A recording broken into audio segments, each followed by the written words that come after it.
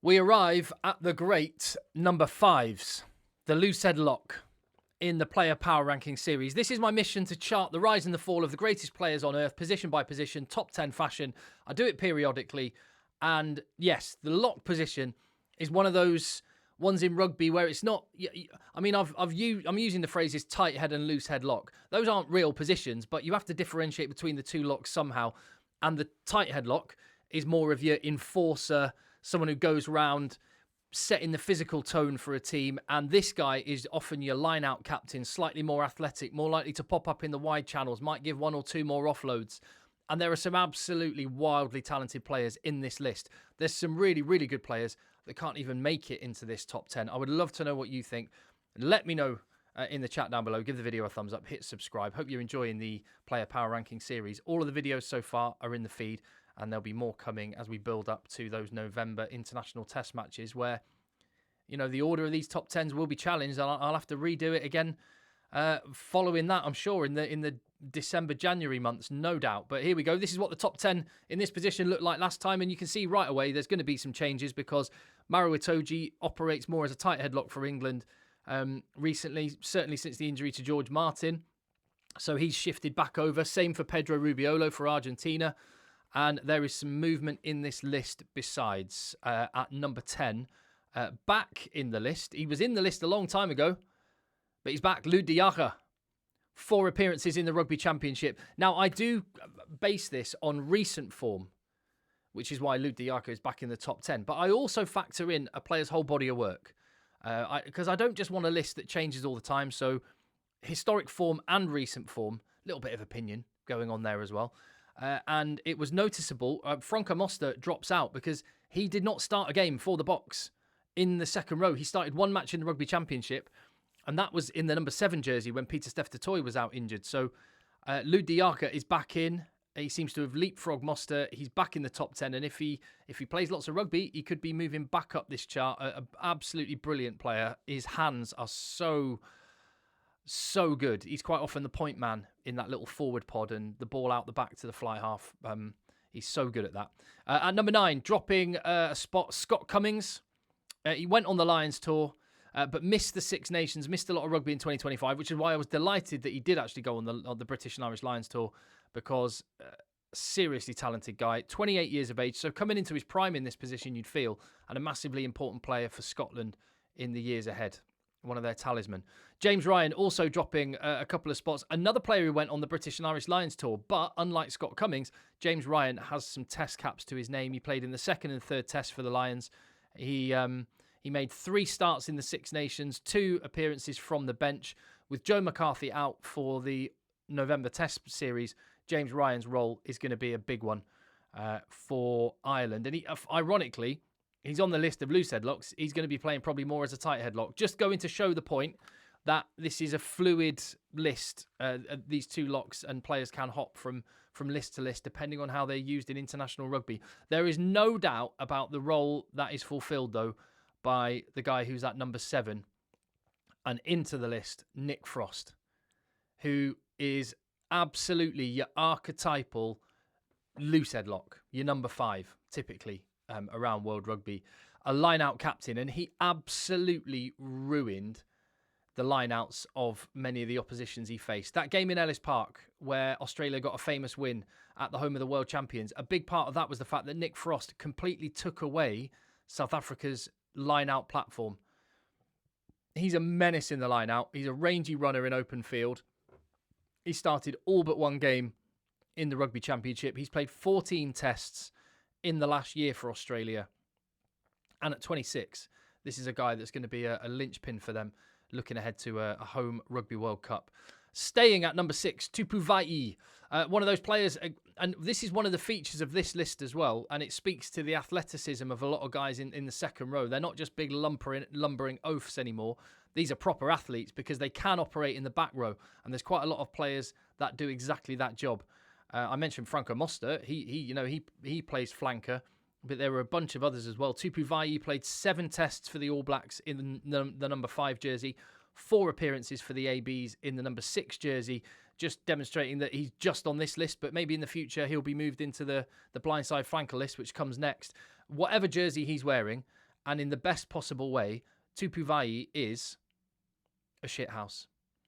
One of those players, if he's your player, you absolutely love him. If he's on the opposition team, you really dislike him. I quite like that about Tupu Vai. The kind of what did Bongi and Banambi describe it as when he was talking about Ben Earl and Plastic Energy? That's the one. Just the opposition have knocked on. Yeah, getting in the face and just riling up the opposition. I mean, there's lines you don't want to cross with that, but I like the energy that he brings. And he's a talismanic figure for his team and growing in importance all the time and many, many years ahead of him. Into the top 5, Ollie Chesham, one of the youngest on this list. In fact, is he the youngest on this list? I think he is. He's 25. That's young, isn't it? England's age profile is really good. And the quality of the players that are emerging and making themselves key names in the first team in their mid-20s, Ollie Chesham is a key one of those. 3 Lions test caps to his name. He started the second test. He's got 28 caps for England. Another guy who has operated in the back row and in the second row. That test match at Twickenham when Jamie George came on and Ollie Chesham came on and they sorted the line-out out. And it was that line-out platform that England got that winning try against France. Ollie Chesham is a work rate man. And quite often these number 5s are. They're proper work rate men. And Ollie Chesham, a key part of England's November Test series. And yeah, he's massively upgraded the feeling of solidity in the lock position for England. He's into the top 5. And someone else who's come in and really solved the problem for his team, Ruan Norkia. I've been lucky enough to watch him in the flesh a few times in the last year. He's so impressive, the amount of work he gets through. A proper work rate guy. 13 caps to his name. He's had 12 starts. And when he plays, he quite often plays 80 minutes, as he did in round 4, 5 and 6 of the Rugby Championship, where noticeably South Africa's line-out got sorted. It wobbled in those early games. It sorted itself out. And a big part of that was this guy, Ruan Norkia. He is one of those guys, I think, that his teammates absolutely love and value the job that he does. Quite often it will get overlooked because a lot of what Ruan Norkia does not make the highlights reel, but it just oils the machine and makes everyone else look that much better. He is a brilliant player and has had such a good 2025. Thibaut Flamand, who's had a bunch of injuries. Now, partly because Maro Itoje has hopped across the list. And Franco Mostert's not played. Thibaut Flamand goes up a spot despite not playing that much. He only had a few appearances in the Six Nations, but he is like if you were going to central casting and saying, give me a classic Loosehead Lock, they would give you Thibaut Flamand. He's enormous. He's like a salmon in the line out. He's a rangy runner. He runs brilliant support lines. He has amazing soft, deft offloads. He's 28. He's got a lot of rugby ahead of him. And that game against the Box, Ruan Norkia against Thibaut Flamand, is one of those matchups, and one of many, many matchups I'm really looking forward to seeing. Who can get that aerial supremacy at the line-out? That'll be one to watch. If Thibaut Flamand manages to take care of business against Ruan Norkia, then off the bench, you would imagine, would be Archie Snyman, who was used a little bit as more of a tight headlock by South Africa last year. He gets used as in kind of the 4 and the 5 role. I've put him on this list because primarily that's where he gets used. We did see that one match where it was Eben Etzebeth and Archie Snyman, but Octopus Arms himself, I mean, some of the things he can do with a rugby ball are freakish. The ability to offload and create opportunities that no one else could manage to do, like go gadget arms. The guy's a freak. Some of the things he's able to do, and carrying the rugby ball in one hand like a Fijian sevens giant. He's a proper baller, and he's at number 2 on this list, back on the Loosehead Locks list. Number 1 still, however, is the Tadhg Beirne, one of my favourite rugby players, because he is all in every single game and every minute of every game, and he has big moments. He's a big game player. The bigger the match, the bigger the stage, then the bigger the interventions Tadhg Beirne will have. Jackling turnovers on his own goal line to get his team out of jail.